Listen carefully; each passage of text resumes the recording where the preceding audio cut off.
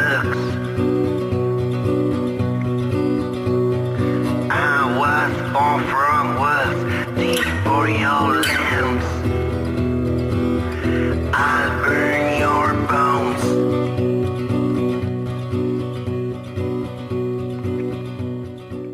Hello, everybody, and welcome to Volsteadland Live. I'm Amy. And I'm Heather. And if you're here today, that either means you've been fascinated by Prohibition-era true crime, or you stumbled into the CC and said, a gangster party, sure, why not? Either way, we're really glad you're here. Thank you, everybody, for coming. Volsteadland is our podcast about the seedy, boozy, bullet-riddled underworld of Minneapolis from the 1920s and beyond. And honestly, the city hasn't changed that much. No. So back to the beginning of how this started, just a short little intro here. It all started when my husband and I were selling our house in Minneapolis, and our realtor had a paranormal experience involving Kid Cann, Isadore Blumenfeld, and neither of us had heard of him before, but that's just how it started. I got interested in him. I started researching him, and I thought his life was just so interesting that his story had to be told. So today we're diving deep into the life of one man who basically ran this city during Prohibition into the late 20th century, Isadore Kid Cann Blumenfeld. And Kid Cann was just one of the many nicknames that he had, and the origins are kind of murky, but we'll get into that a little bit later. Yep. So he was born in Romania around 1900, and he immigrated to Minneapolis with his family. Due to the city's anti-Semitism, his family had to get creative to make a living. By his teens, Kid Cann had already racked up a resume that included assault, bootlegging, bribery, and extortion. And during Prohibition, he saw an opportunity: illegal booze, gambling, and prostitution, and he cannonballed into the underworld. And Minneapolis was ripe for the taking. Crooked cops, politicians for sale. It was a paradise for someone like Blumenfeld. He bribed officials like it was a subscription service, like monthly payments, like Netflix, only instead of TV shows, you got the privilege of staying alive. And somehow he always got away with it. He lived to be 80 years old and spending his later years in Florida, but ultimately passing away quietly in a hospital bed at Mount Sinai in Minneapolis in June of 1981. He didn't go out mobster style in a blaze of glory, but instead a hospital bed in the city he could never quite leave behind. So today we're bringing you wild stories, insights, and a few surprises. Welcome to Volsteadland Live. Lucky for us. Thank you. Lucky for us, our first guest knows even more about Kid Cann than we do. Yes, please welcome Ron Beaulieu, author of Minnesota's Most Notorious Mobster, The Making and Breaking of Kid Cann.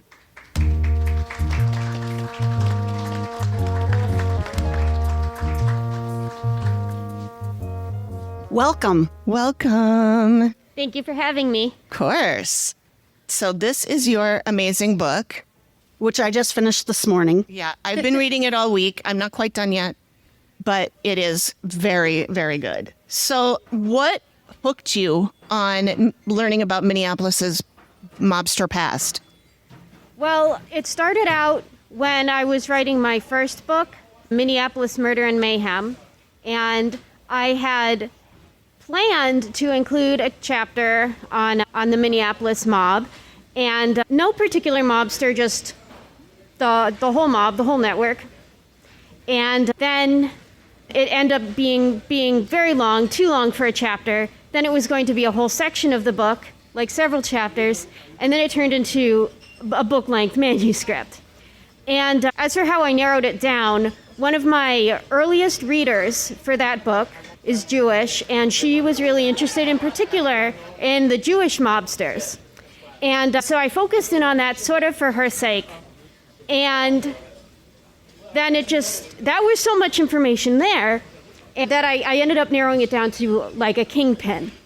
And one I found very interesting because it seemed like the initial information I was reading about him was so contradictory. Like I would read something and get an impression, read something else, and that was like to be the completely opposite of that, contradict that. And then like a third thing that was completely different.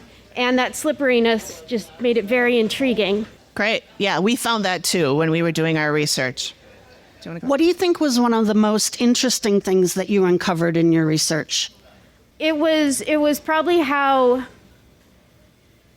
deeply people loved him, and also the people who loved him would not believe that he did this stuff. Because when I was growing up in Cleveland, people talk a lot more about mobsters, and people who are in organized crime talk about it very openly. Oh, really? There was one guy who I went out to dinner with my high school friend's family, and his dad just started talking about his criminal activity in this restaurant. And he did not mind what staff, what waiters are coming and going while he's talking about the heroin deals he's arranged and oh my God. Everything else. The Irish community at that time I hadn't known that much about him until I found out when they were telling me more about Danny Green, was apparently not doing very well and kind of downtrodden. And he was sort of their King David. And he was his crimes made him more interesting, better. It was a part of the reason for their affection for him. Mm-hmm, mm-hmm. Whereas with Blumenfeld, I felt people were more they couldn't accept that he had done those things. And I thought that was kind of sad. A friend is someone who knows you and still loves you. Yeah. And they were sort of had this cognitive dissonance almost. Uh-huh, uh-huh. And that surprised me a lot. Right. That's cool. Yeah. All right. Do you think Kid Cann was more lucky or more well-connected? I think, in my opinion, it's not a whole lot of luck to be in the position that he was in. He should not have had to do those things. Mm-hmm, mm-hmm. And, in a perfect world, he would, I watched this video about the Jewish community in Minneapolis at that time, in North Minneapolis. And I was thinking, in some alternate universe, they'd be talking about this, salesman, maybe who would have inherited his father's business. And he would have been at this, character. Mm-hmm. Maybe he would because he was always kind to children. Mm-hmm. And I just imagined this different world where he could have been respectable and still made a living and supported his family. Right. Although, of course, in a perfect world, they wouldn't have had to leave Romania and come to Minneapolis in the first place. Sure. Because anti-Semitism wouldn't have chased them out. Right. But for his connections, I got the impression that he worked hard for the connections. Mm-hmm. He was their salesman, mm-hmm. was the way a Hennepin County sheriff described it. And I think he could sort of radiate this warmth mm-hmm. that made people very attached to him. And I noticed that after he went down for his crimes, finally, in 1961, people who had been embroiled with him, city council members who you think would be wanting to distance themselves, but no, they were up there saying no, he was a great guy. He was misunderstood. After his death, when it would have been safe for people to distance themselves from him because he couldn't hurt them, we're still going no, he was great. He was misunderstood. Mm-hmm. Awesome guy. The press just made him look bad. That was not him. Yeah. Yeah. Interesting. And it seems like he got away with a lot of things that he probably shouldn't have gotten away with. So I'm guessing the being well-connected really helped him in that way. Yes, I would attribute that to the being well-connected. Yeah. And you had mentioned that he was kind to children, and we had heard from more than one person that he had always given out the best Halloween candy on the street. Yeah. That tracks. Yeah.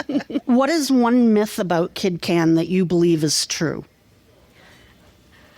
I honestly can't land on one, only because I, even at this point, can't separate out what was myth from what was completely made up, mm-hmm. and can't possibly be true and would be contradicted by something that Paul Maccabee says. Who's right over there? Yeah. And it's just, I think it was part of the reason that I got interested in the ghost stories after this. Oh. My sense of reality became very, very mushy. Yeah. While I was writing this book. And that was when I think I just can't answer. Like, I could not land on one. Yeah. That where I would be like, yeah, I believe that. Yeah. I don't know if I believe anything about it. It's so hard to tell. When one of your episodes on this show, you guys were saying like, oh, like, what if Harry Bloom wasn't real? Because Isadore and Yiddy, the three brothers, Harry didn't get into legal trouble, but the other two brothers would give his name as an alias. Yeah, It's like, when what they if got caught. What if they made him up? And of course that's not true, but it just shows how difficult it is to get a grasp on anything objectively correct. Right. And we do have some people in the audience that can maybe clue us in on some of that stuff in a little bit. Excellent. You mentioned ghosts. I kind of did the same trajectory. I had this podcast with Heather first. And then when this story of Kid Cann sort of wound up with the way we were telling it, I moved on to another podcast all about ghosts. That's a different story. But you have a new project coming up. Do you want to tell people what that's about? It has to do with ghosts.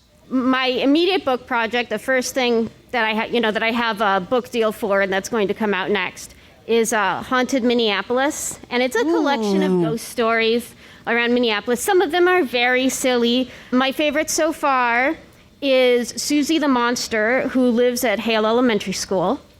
Where's that? It's in the Hale neighborhood. Hale. Let's see, it's at 13th and, what's the cross street? That's all right. I don't know the area, but just curious. And what's her story?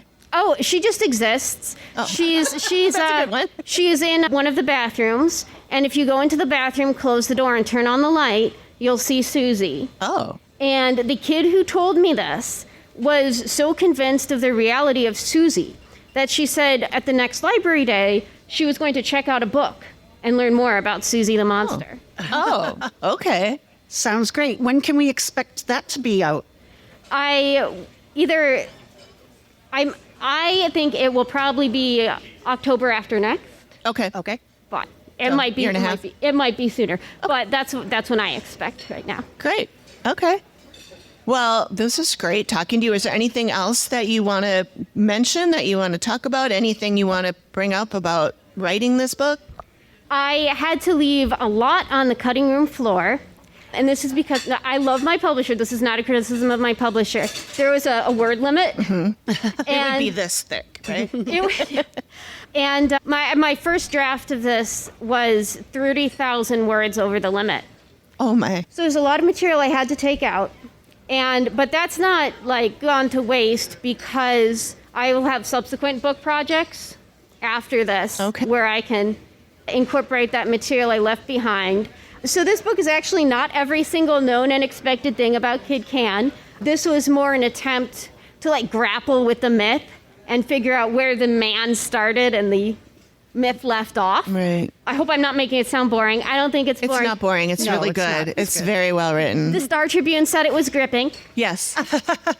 And if I could ask him anything, assuming he would answer honestly, I would want to know if he enjoys the attention from these books about him. 'Cause I first thought he wouldn't because he wasn't interested in writing a memoir.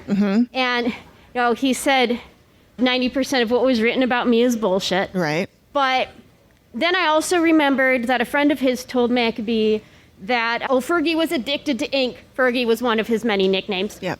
And he really loved seeing himself in the newspaper.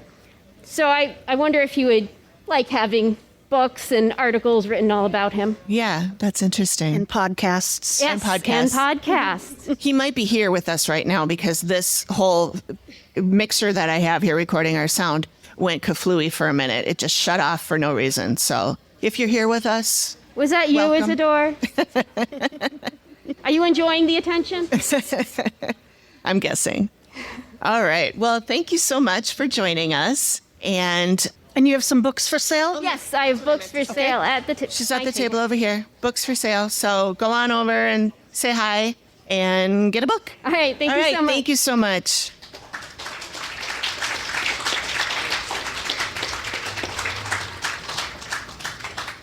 All right. Sometimes history isn't just written, it's filmed. Our next guest brought Kid Cann's world to life on the screen.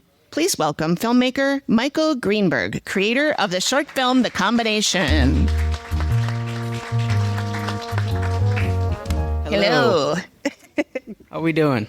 Good. How are you? Great. Great. All right. We were able to go and see your film at the Minneapolis St. Paul Film Festival. Yes, that And was it was coming. excellent. Oh, you're welcome. That was so much fun. That was so cool. And I just wanted to personally say one of my favorite parts of the film, and this is shared by the fellow filmmakers who were on the Q&A with you afterwards, was the opening credits. And those Yeah. were particularly wonderful, so I just wanted to Thank mention you. that. Yes. Yeah, a lot of thought went into those. Yeah. Well, the whole thing. A lot of thought went into the whole thing for a short film, but specifically those, and wanting to do something.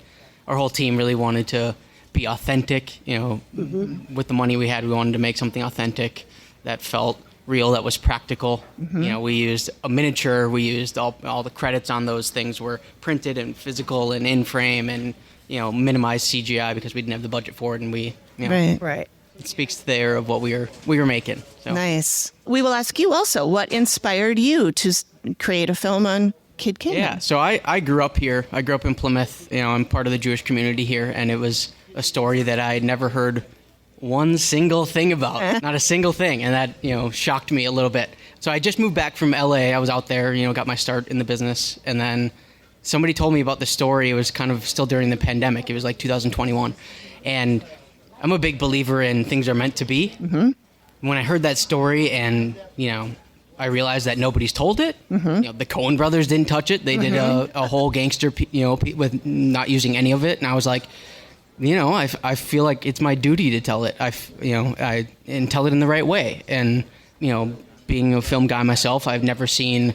I'm a big fan of gangster pictures of the genre itself, and I've never seen the Jewish community represented in a way that was satisfying to me. We've always been at the expense of the Italian mob or anything. You go watch Casino and it's effing Jew this and effing Jew that, and it's like, why? Like, find somebody else. We're an easy target for laugh. It's like I wanted to create something that was, one, strong Jewish characters on screen, but that dealt with the depth and the harshness of a first generation immigrant from a Jewish lens, and that's what mob stories are. They are first generation immigrants trying to make it in America when people don't want you to. Yeah. So it's our turn to have a story of he's not the best guy. Great. None of those guys are. It's not, the violence Right. isn't something to be proud of, or that the Jewish community is proud of, but it was a one generational thing that these guys were in a very, very specific situation that they took advantage of, and we know the history of what happened. Yeah. So Yep. yeah, I mean, I could go on all day about why I felt the need to put this on screen, and the goal of doing something later in my career where I can get a budget that's much bigger and do it on a much bigger scale. More likely a series with 40 years of history. We have a pilot written right now. Nice. And a whole show Bible of our plan for that, but it'd be a big show. Are you thinking like an HBO, like? Yeah, Game of a Thrones type of series. thing? It could be, more as a filmmaker. I love features. I'm working on my first feature right now that we're in pre-production on, that we're going to shoot here in October. Totally unrelated. It's a contemporary neo-noir thriller. And so I want to take my time with Kid's story, because it's not just his story. It's not just the Blumenfeld story. It's the history of Minneapolis and St. Paul, and that's Right. that's not something to be taken lightly. Right. It's a fascinating story, So really. I will absolutely tell this story on a much bigger scale for Awesome. when I can, but whether that's in 5 years, 10 years, I don't know. I want to take my time and do it right. And give it the attention and level of detail that it deserves. But I think for the short film, we made it for $7,000. We made it for Wow. nothing. $7,000 in 4 days, and just everybody's heart and soul that was on our cast and crew, and just wanting to to get this on screen at least a little bit to start. Yeah. And yeah, we're extremely proud of everything that we've made. And Well, you should be. It's awesome, you guys. And it's on YouTube now, right? yeah, You just released it on YouTube. We just released it last week. We have like over 16,000 views already. It's just, been about 7. Wow, that's amazing. We're hoping that people share it and continue to show it. It's easy to find. Just search Kid Cann short film on YouTube and it'll pop up. So And it's called The Combination. Yeah, The Combination. Okay. Now, my favorite question that we have for you is, if money and budget was no issue, who would you choose to play Kid Cann in a feature film? Well, that's in a feature film. Well, Or the series. Or the series. Or the series. The series would be tough because we need to find somebody young enough to age with us. Oh, right, Because right. part of their story that I love and what we show in the short film so much is the beginning of what looks of a mob boss's story, and I feel like in film we don't get it represented enough of like how they got into that place in the first place. Think of The Godfather's like, all right, they're already, Michael does get into that spot a little, but his family's already, they are already his dad is the Don. It's passed down to him. It's like, these were 20-some-year-old kids that fell ass first into being the Dons of Minneapolis. It's like, that's what's really enticing to me and what's fun about it.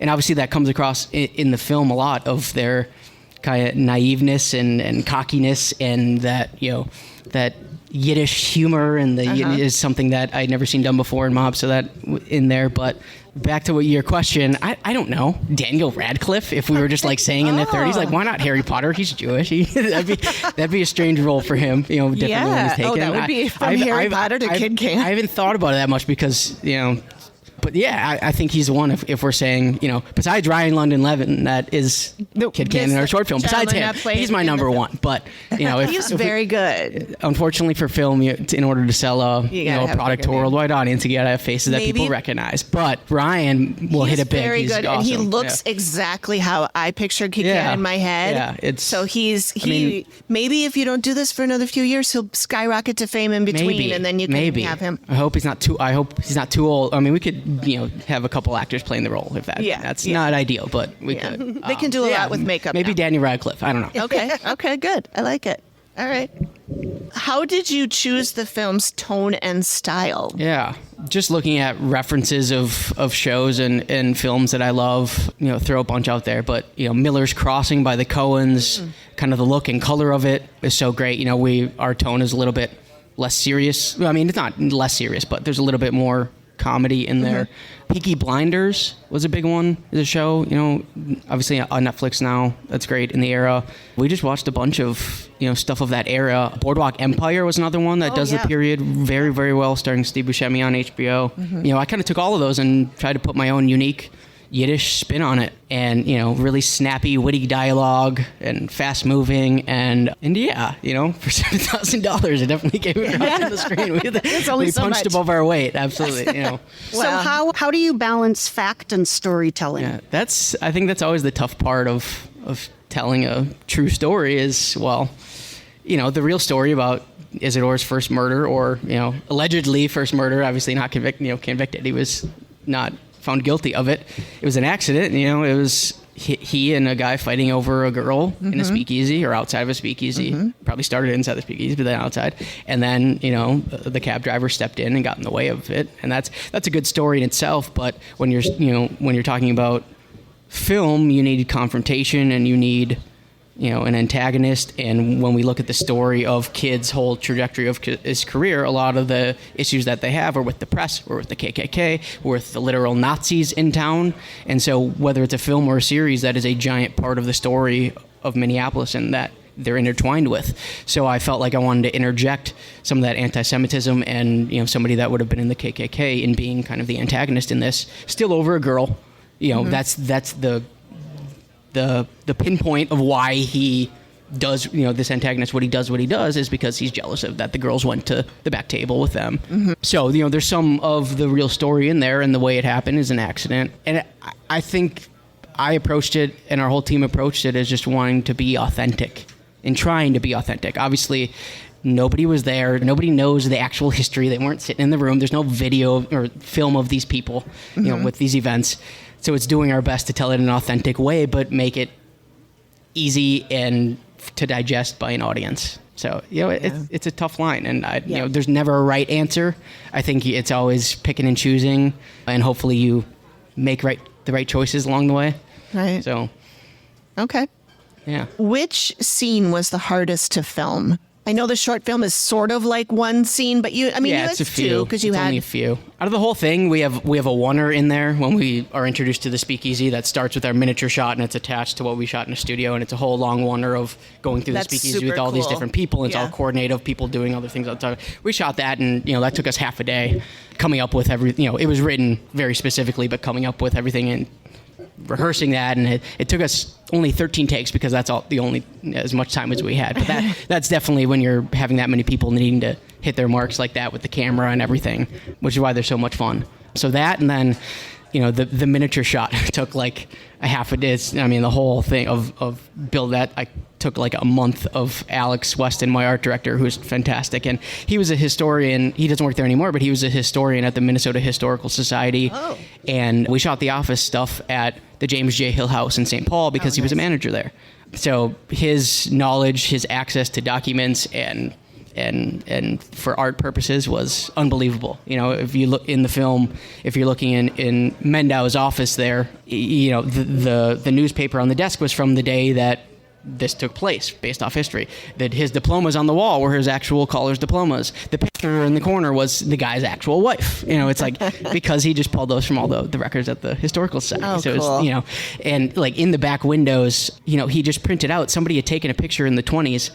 The building that Mendau's office was in, out towards the Minneapolis cityscape. So somebody took that picture and we printed it out and put it in the windows behind, and then like cut holes in it to get light through to make it feel like it was at night. But you're looking in his office. That's what the Minneapolis city skyline looking out would have been. It's just unbelievable that he found those things and was able to do it. That type of detail is amazing. And then the miniature that we built, it was like 1/32 scale, but that's the actual build that was based off the actual building. He found pictures of where their alleged first speakeasy, where this first event took place. That was the actual building. He modeled it after the actual building. Wow. So the level of authenticity was fun to do. That's amazing. Nerd out on all that. Oh yeah. Oh no, I love that. That's awesome. All right. Well, your new project. Do you want to tell us anything about what you're working on now? It's a neo-noir thriller called Come Down. It's contemporary. It's very in the vein of a lot of the work by the Safdie brothers out in New York. So we have a team of all Minnesota filmmakers here, but I've signed on a very experienced producer named AJ Ranello. And we're talking, I can't say names right now, but we're talking with known talent, and we'll have a pretty good budget, and it'll be like the biggest film shot in Minneapolis in about 10 years, and we're hoping to shoot in October here in town. Awesome. And employ a bunch of Minneapolitans. And Are you still looking for extras? Because we haven't even started that. We actually will We'll be in touch. we'll be in touch. So we're planning to shoot that in the fall, and things are going really, really well so far. So Awesome. I can't bring wait. some more real projects to Minneapolis is kind of the goal of our team, and use the tax credits that literally yesterday the state of Minnesota was potentially putting our tax credits on the chopping blocks because nobody's used it. And so we've been working for almost a year to get this project up and running, and we'd be the first Minnesota team to use our own tax incentives instead of films coming in from LA or Atlanta and using advantage of our crew and tax incentives. We'll be the first ones to be from here using our tax incentives, and hopefully kicking off and showing the state that we need the film industry here. We need the tax credits because we can't make films here without them. That's awesome. That is awesome. This film is the combination as well. I want to come back and I want to shoot it here because it's authenticity. But you can't do that on a big budget thing without tax credits. So if we don't have tax credits that are the bare minimum, we got to go shoot somewhere else, and that would suck. So I've been hearing a lot about that. People that are like Rob Lowe's game show is shot in Ireland because it's cheaper to send 100 Americans out to Ireland than it is to do it in LA. Yeah. Funny enough, the stupid tariffs are reversing that a little bit. Really? Yeah, they're saying that it's cheaper to shoot here and stay here. Now it's expensive everywhere. Yeah. Interesting. All right. Well, we could probably go on and on about that, we could. but probably not the time and place for that. We're here about Isadore. Okay. Well, thank you so much. And we're really glad that you were able to join us. We wish you the best of luck in all your endeavors. I'm super excited to see the combination be either a series or a feature film. Yeah. I mean, it's got to happen. Yeah. I've been wanting check that to happen. out. The combination on YouTube. On YouTube, yep. Thank you, Michael. Thank you so you, much. Michael. Thank you.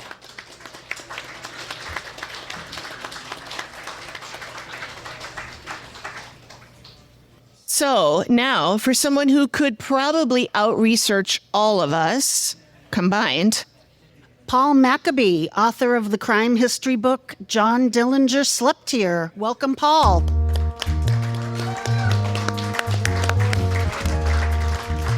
Thank you, Heather. Thank you, Amy. Thank you, Kid Cann, wherever you are. yes. So I'll ask you the same thing we asked everyone else. What hooked you on the gangster past of Minneapolis? I was in the newsroom of the weekly Twin Cities Reader of dearly departed newspaper history when someone ran into the newsroom, this was 1981, and screamed, "Kid Cann is dead. The Godfather has died." And I thought, what the F? Are you kidding? Minnesota has a Godfather. And I thought, I'm from Boston. I'm from Boston. There you go. Good. And I thought that Minnesota history began and ended with Bob Dylan, Prince, and J.J. Hill. And I was so thrilled that we actually had a Godfather in Minneapolis. Right. Initially, I was going to, sorry about this, Ron, I was going to write a book about Kid Cann. And then I discovered, this is a very small Jewish community in the Twin Cities, that I am related through marriage to one of the members of Kid Cann's gang. Ooh. And I figured I would be a pariah at family reunions. So, and then suddenly said, well, don't you know, John Dillinger lived in the Twin Cities, Babyface Nelson, Machine Gun Kelly, even Bugsy Siegel visited the Twin Cities. And then that went into the direction of the Public Enemies. But Kid Cann, partially because I'm Jewish, and I always thought naively that mobsters were Italian. Out of Boston, Rhode Island is the Balestraries and Civellas in Kansas City. So I didn't know about, of course, Bugsy Siegel and many others who were Jewish. And that's a big part, as the short feature, The Combination, shows. That was a big part of Kid Cann's impact on the Twin Cities. It both affected him and he affected how people in the Twin Cities viewed Jews, powerful Jews. So how did the Twin Cities Jewish community view Kid Cann, and how has his legend fed into Minneapolis's anti-Semitism and all of that? There's no question that Kid Cann was like Kaiser Soze in The Usual Suspects. You know, parents would go, if you're not good, Kid Cann will get you. The Jewish community was split. There were plenty of people. There's a Yiddish term, a shunda for the goyim, which is to embarrass the Jewish community in front of non-Jews. So there's loads of people who felt that. But then I ran into innumerable people in the Jewish community who had grudging admiration for Kid Cann. The fact that he was, quote, a tough Jew coming from Romania as an immigrant in the wake of the Holocaust later in the 1930s and 1940s, that he was a tough Jew. And he would give enough money to the synagogues in the Twin Cities that he was, Kid Cann, given the honor of coming up to the bima, the altar, what we call an aliyah, and he would be given an honor. And yet he was the godfather of Minneapolis. So the Jewish community was torn. Yeah, that's kind of what we saw, and that's what Ron was saying too. So how were the crimes of Kid Cann and David Berman different from those of St. Paul's public enemies, such as Dillinger, Creepy Karpus, and the Barker Boys? There's no question Dillinger, Barker, Karpus gang, Alvin, Creepy Karpus, Freddie, and Doc Barker had much better public relations. Okay. No way. Get a better publicist. Much better publicist. So, I was talking once with Tony Boza, the former police chief of Minneapolis, and he said, the gang in Minneapolis, speaking of the combination, and Davy Berman, the syndicate, The gang wanted to make money. So unlike in other cities where, as Tony Boza, the chief, said, you'd see bodies floating down the Mississippi River, the combination didn't want bodies floating down the Mississippi River. They wanted multiple liquor licenses. Apparently, for $100, Kid Cann could bribe a Minneapolis city council person. So they wanted political power, they wanted economic largesse, but they didn't generally want people to die, which is interesting when you consider Walter Liggett, the journalist, Yes. for whom so many say Kid Cann was the assassin or the killer. I don't believe he was. I do believe he hired the hitman who killed Walter Liggett. But generally, Kid Cann, even though he was accused of 3 murders, frankly, he wasn't a talented hitman. He wasn't a gunman. The story of Kid Cann's name, his nickname, is whenever there was shooting, he would hide behind the toilet, behind the can.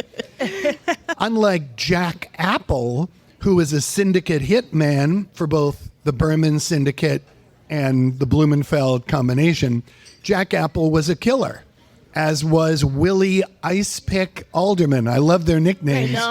Who apparently would clean your ears with an ice pick as a way of killing you. That generally is not how Kid Cann is viewed by the people who knew him.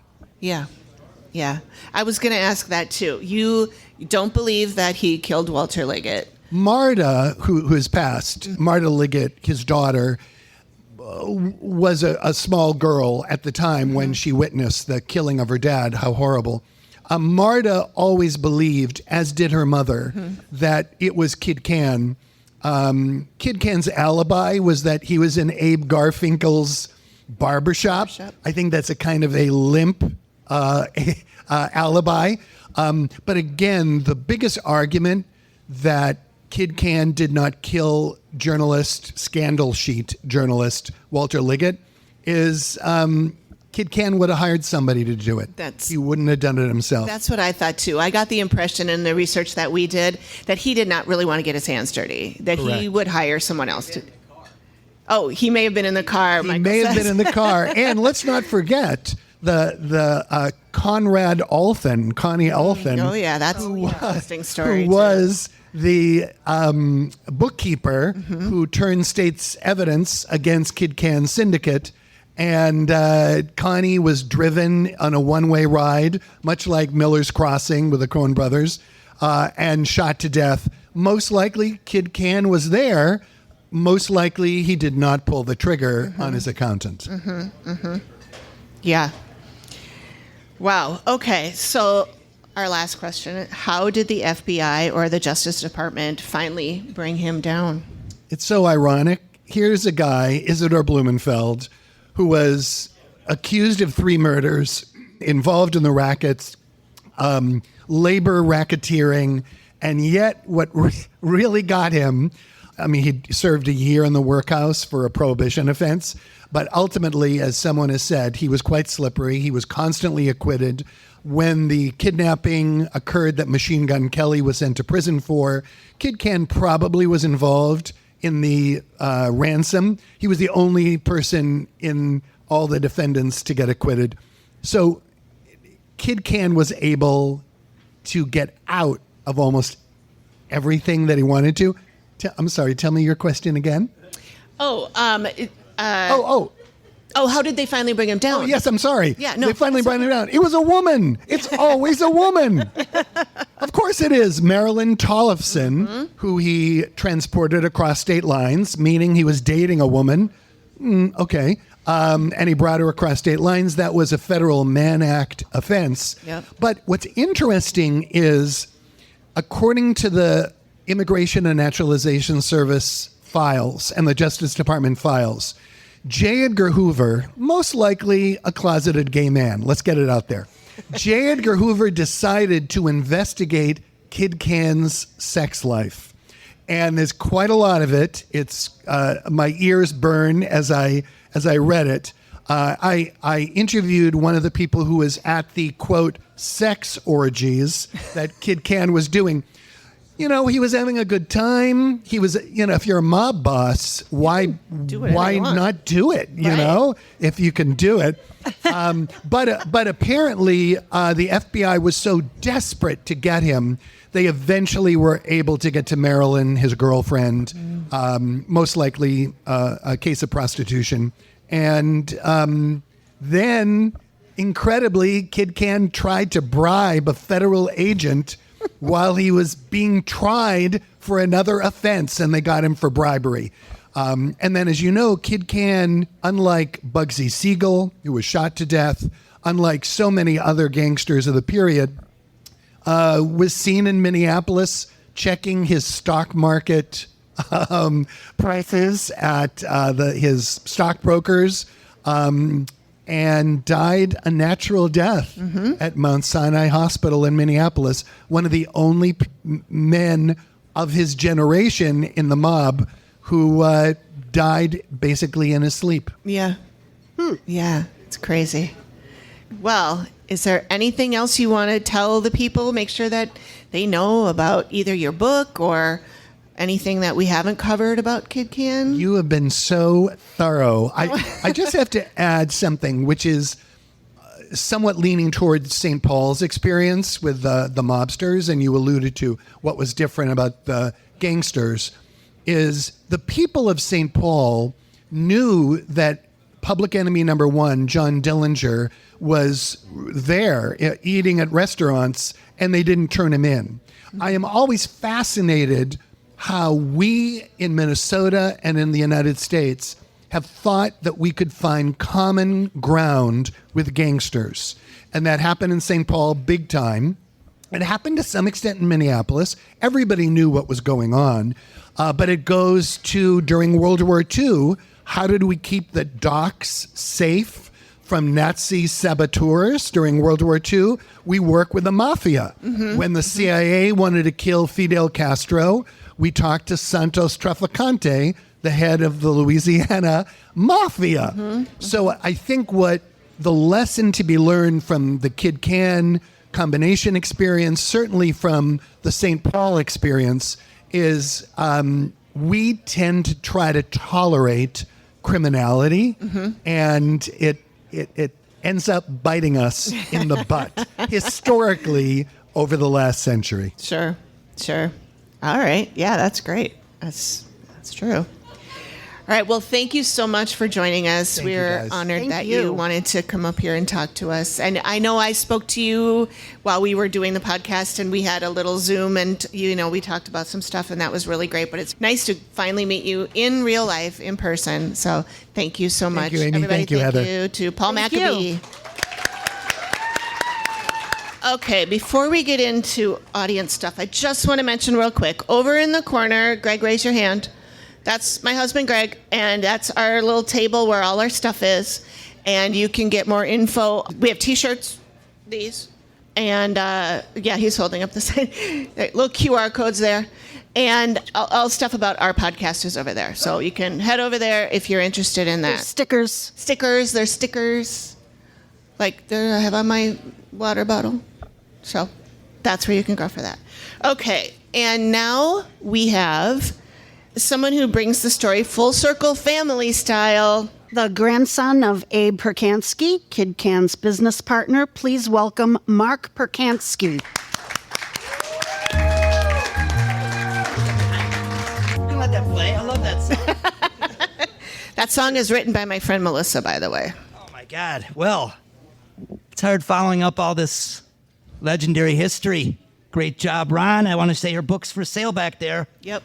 If you need one, go on over there and get an autographed copy. Here's your chance. Pick one up. It's amazing. It's Great very, job. very good. I have actually got one under the side at Barnes & Noble before it was released. Ooh. 2 copies. And then I read it instantly. And then I'm online and I'm seeing some event at the CC Club. Now, let me just say, first of all, I talk a lot, but then you'll kick me off. It's okay. Anyhow, so I'm researching it, and I believe Amy wanted maybe to come on the show when it first started. I've been a fan of it since 2021, since it started, kind of watching it. Maybe nobody knows that, but I don't tell everything I watch and do. But so I love the show. Full circle, I see this event sponsored by the CC Club. Let's hear it for them for a great job for hosting. And Randy Siegel over there. Thank you, Randy, for having me in your joint. I'm researching it, and then I see Collected Sounds. The event is sponsored by Amy Lotsberg. Okay, so let me just say one thing. Holy moly, Amy Lotsberg. Okay? Go back to me. I will tell you my history. I was a childhood magician growing up. Go back to 1979. I'm on the Aquatennial doing magic, panhandling, whatever you call it, bootlegging magic. A guy walks up to me and he says, I want you on my show. I just started out. I was 12 years old. And he says, come on my show. I go on his show. It was a Saturday, I believe, 2 shows. And I think he asked about the flame, and he knew my name, and he put me on his show. I owe this guy tremendously, the legendary Alan Lotsberg. Aww. Okay? Who was a gentleman and a mensch. A mensch. The video is on my YouTube. Just go to Magic Mark Productions YouTube, and you will see it there. Me talking to him. I'm nervous as hell. I'm shitting my pants, and Alan's talking to me. And he gave me my start, so I thank you. I want to thank that. And so that's it. I'm anything for Amy. I had no idea. I had no idea. That's amazing. I knew you didn't, but thank you. Nice to meet you both. You too. Let's hear it for Amy and Heather. Oh, thank you. Thank you. For hosting and letting me on here, and just tell you a little bit of my background. I'm going to bring my family up, too. If they want to come up here and sit, I want to introduce them. I'm Abe's grandson, only living grandson, alive, grew up here, born and raised in St. Louis Park, grew up at the Flame. I'm born in 1966, so first 12 years of my life was there. That's why I'm completely not normal. All this stuff, it's funny because I have props, by the way. Oh, good. A lot of it's like Gallagher. Like Gallagher. I'm like Gallagher. Is he still around?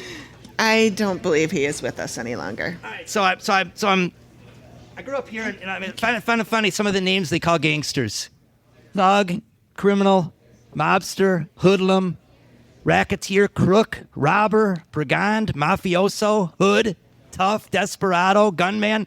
Here's my favorite one: crony, henchman. Crony. With names like these, I don't know how anyone find anything interesting about it. But here we are, discussing this today. So I grew up at the Flame. First 12 years, I have mostly stories about my grandparent, the Percansky brothers over there. They're standing outside in this photo I got here of the Flame. It was not the Flame yet. It was probably Club Carnival, the Happy Hour, because it started in 1939. Is it these two? This is on the far left. We have Harold, youngest to oldest. Monty, Joey, Percy, Abe, and Ray. The two on the far right were the ones who were owners of the Flame Cafe. Kid did have a hand in building the building with them. He was a partner with my grandpa. They grew up together, came from the same background. They were Russian Jews, as Paul knows. Anything I'm saying wrong, Paul, please correct me. Let's hear it for Paul back there. So they grew up together. One thing they said was they came here. My grandpa came here from Ellis Island. They said, what do you want to do in America? As a little boy. Said, I heard you can make money there. And that's why he got here, and he came here, and he owned several different things. I can take questions about what he owned and what he did. And he became, I don't know where he met Kid. Maybe Paul would know where he actually met Kid Cann.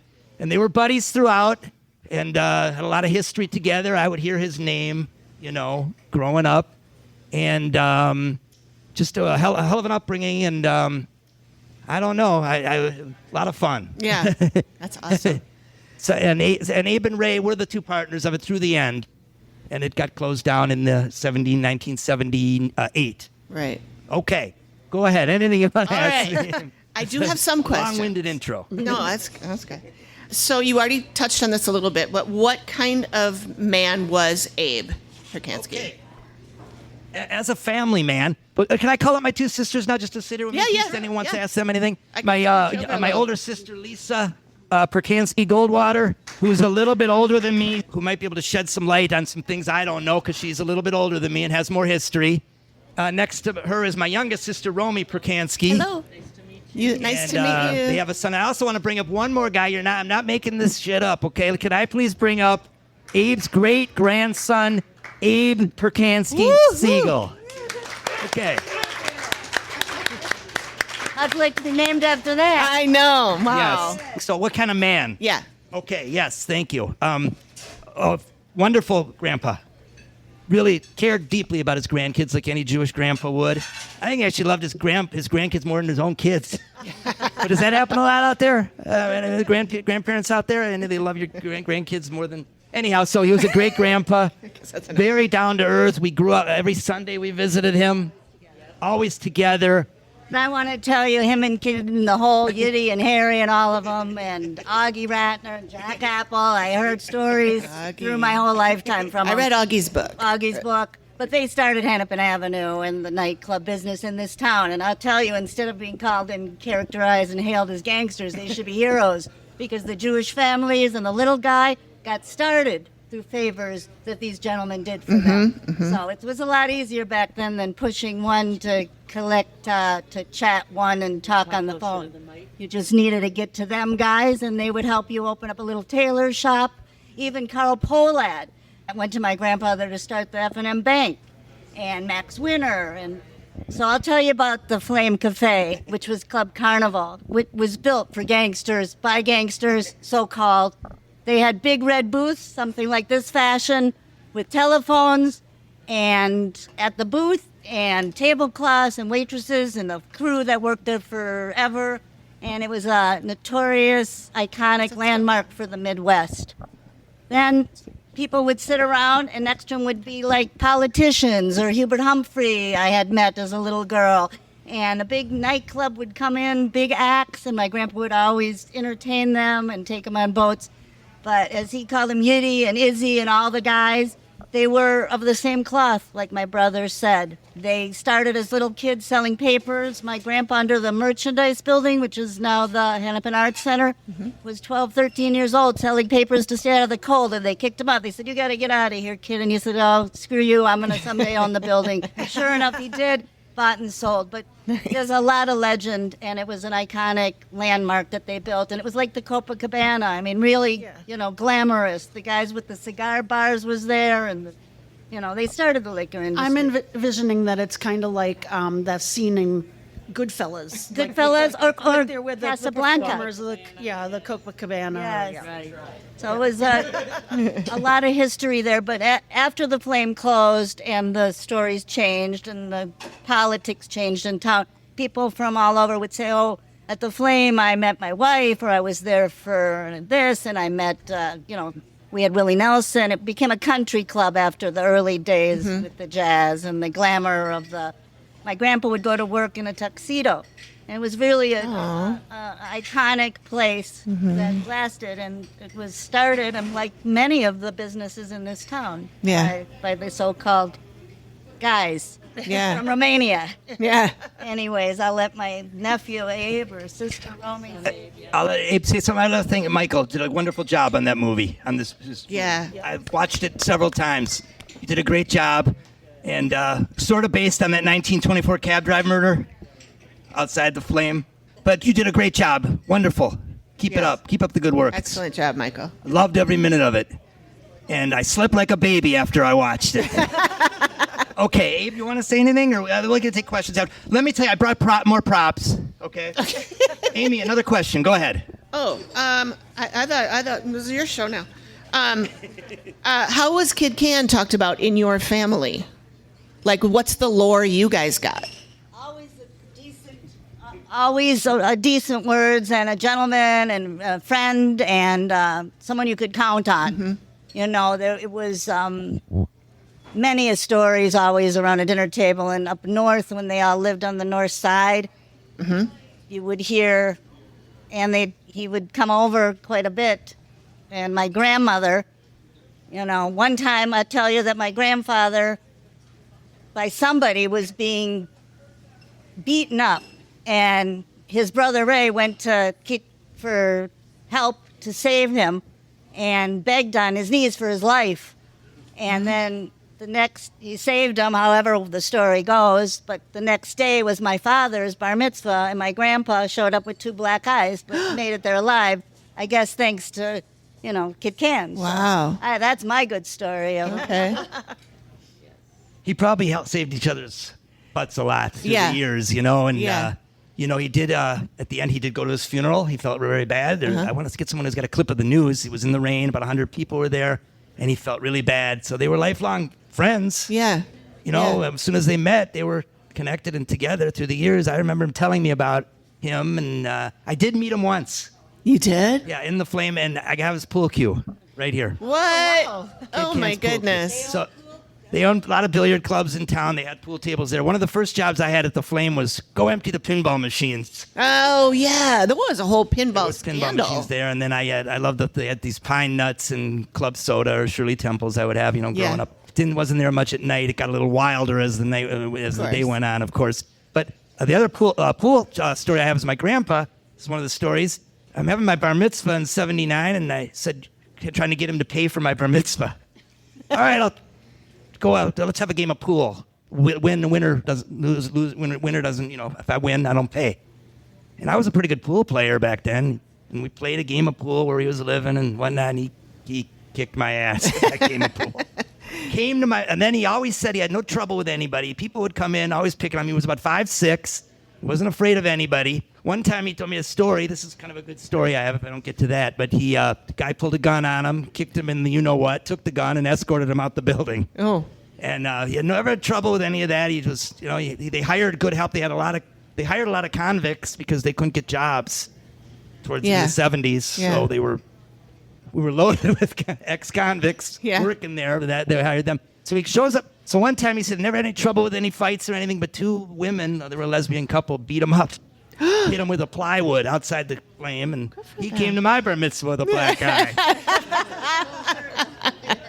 Notorious for black eyes and whatnot. So, any other questions? You can ask more questions. Amy. Was he known as Kid Cann in your family, or was he Fergie, or was he Isadore? Izzy. Izzy? Yeah, Izzy. Oh my call God! him Izzy. We called him Izzy on our show, Yeti. and I was like, every time I said that, I was afraid that he was like rolling in his grave, like, "Don't fucking call me that." I remember when he went to Florida and he was extradited or whatever you say to Florida, he wanted my grandfather to come there and start, work at the Fountain Blue. Yeah. And those new hotels, the Doral or whatever, they owned part of under the Fountain Blue or whatever. But my grandmother, she, had family here and didn't like the humidity. So Yeah. that was a big loss. I feel that. Yeah, we're very close, almost like brothers, I would say, to Yeah. that entire family and most of them. Yeah. Yeah. We counted on each other. My mom loved it, and Bronstein, I know that she has passed, but she was friendly with Maury Bronstein, I guess was Bronstein's son.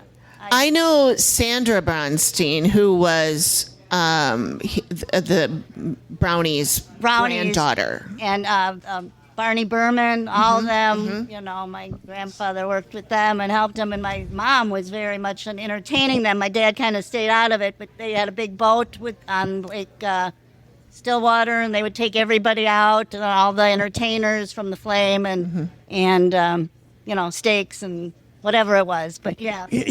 One Sunday we woke up in the morning, there was a Hawaiian drag group in our living room who had performed at the Flame at the end. Prince Hanalei, Sherwin might remember that. There they are. It was my experience for a first drag show, and he had a hand in the gay 90s. One time he had so much property that it was called Percansky Boulevard, if you research it at the time. With him and his brother Ray, they owned a chestnut tree. They had a little hand in the Ramona Cafe, the Liberty Cafe, I believe. But I want to just say there's 3 books out there as research points. One is Andrea Swenson's Got to Be Something Here. Came out a few years ago. Nice piece on the Flame in there. Sure. Talks about that it was one of 2 clubs where they allowed black entertainers. The other one was by the Fauché Tower. And so it was really, that was a place, they weren't afraid of that. Yeah, good. Then there's another book. Of course, Ron's new book is great. But Flame history, there's also a website you can go to called Twin City Music Highlights. It's got the best page on the Flame. I've been in touch with the lady who's here tonight, Jeannie Anderson. Let's give a shout out to Jeannie. And a wonderful page on the Flame. Talks about the whole history. You can go and research that and see that there, all the stuff that went on. And she gets it right from microfilm, and it's all researched. There's still stuff coming out that since Abe passed in 1985, Lisa was at his bedside holding his hand when he passed. He passed away here. And still finding out stuff about him, that you just don't tell grandkids. Yeah. That was one thing nobody ever He never ratted. Because I can tell you, they robbed him one night after he closed the Flame, and they followed him home. And he was at the time in St. Louis Park, and they came in. My grandmother was sleeping, and at gunpoint, woke her up looking for jewelry. And he said, listen, leave my life alone. I'll take you to the flame. Well, there's nothing here. You're looking for cash or whatever. I'll take you to the flame in the morning. We'll open up right now, the vault. And they just ransacked the house. And then I guess the police caught them. And there was a lineup of the guys. Wow. So my grandpa looked at them and, of course, did not recognize them. But I know there was a lot of broken bones after that. Wow. But he didn't want to pull them out of a lineup. So that story Yeah. I heard, because I guess it never did pay in those days. To squeal? Yeah. Squealer. Yeah. Yeah. Never rat on your friends. So Stories at the holiday dinner table, I My mom's side was a sweet, nice, caring family. So it was a hell of a combination growing up, and Glad you took this, though. It's nice history for Minnesota. It's just great to preserve, actually, some yeah. of what started this. It's so fascinating. What- And we learn more every time we talk to somebody. It's amazing. Close 45 years, and they're still talking about it. Yep. And what went on? So they keep saying, write a book, and I maybe people doing that in the future. And a movie. We got a TV movie, series. we got a book, and all that. So, questions for these guys, Amy, or anybody else? Any other? I used to sing for my grandfather all the time. He loved my singing. Oh. He'd say, get louder, louder. Zoom golly golly, zoom golly golly. Nursery rhymes. Yeah, he loved nice. the nursery rhymes. And I was a little girl, and we'd come over there. We went horseback riding, and he was the best. Yeah, and I named my son Abe for him. And How old were all of you when he passed? Abe? yeah, I was born 71, so 70. He passed in 1985. So 85, I was okay. 14, about, teenager. That's quick math, Heather. Good for you. Yeah. I can't do that quick math. Well, I was born in '08, so 08. unfortunately, I never met him. Right. But in the recent years, I heard more and more stories about him. I knew him as a great man, and I'm honored to get his name. So. Awesome. Good. That's great. Thank you. Very nice. He's got a lot to live up to. And the connection, the full circle is his grandpa's running this place. So who knows? Yeah.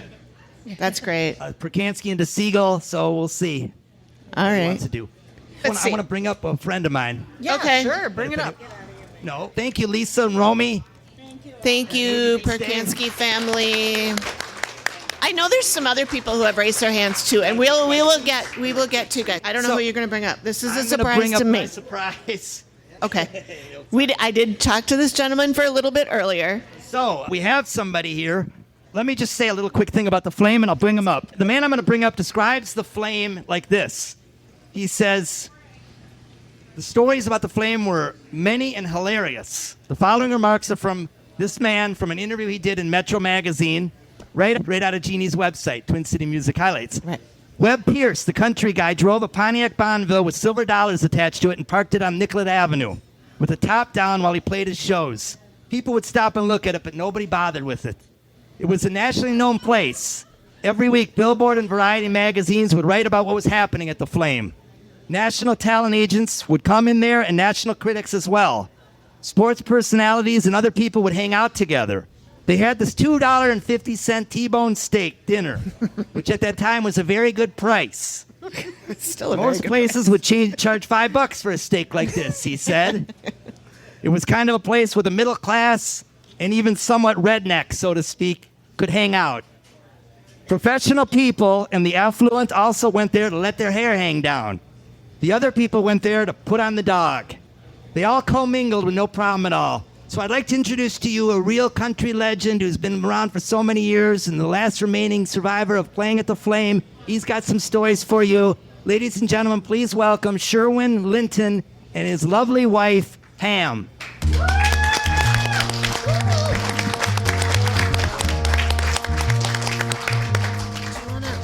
Okay, you have to understand that I don't hear well, so it takes me a little time to I have to have Pam help me. We'll try and talk real if, loud. I don't grasp what you're saying. Yep, we'll go slow. So, I heard a little bit about your story about how Kid Cann bought you a drink one time. Yes, in fact, we had been playing back in the 60s and 70s. If you had a band, playing regularly, you played 6 nights a week in the same place, and probably for months at a time in the same place. So we had been playing at a place, it was called a 3-2 bar, Oh, sure. right down the street from the, on Nicollet Avenue, from the Flame. It was called the Savoy. And I'd played there for 7 months. And then the owner, there was twin brothers, Ben and Harold Steinman, and Ben had the Savoy. Harold had a place downtown on 6th Street, a big bar or liquor place. And